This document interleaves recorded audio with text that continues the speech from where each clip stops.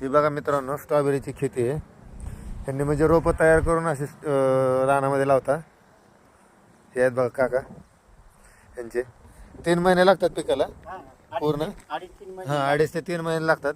बघा तुम्हाला दिसत असेल बघा फुल आलेले. महिन्यामध्ये चालू होईल फळामध्ये दीपोळीला हो दसऱ्याला हे चालूच होते हो दसऱ्या म्हणजे करून 2 महिने झाले त्याचे. हो दसऱ्यामध्ये म्हणजे कसं आहे फळ लागतं ह्याला नाही नाही डायरेक्ट खायला येते. हा.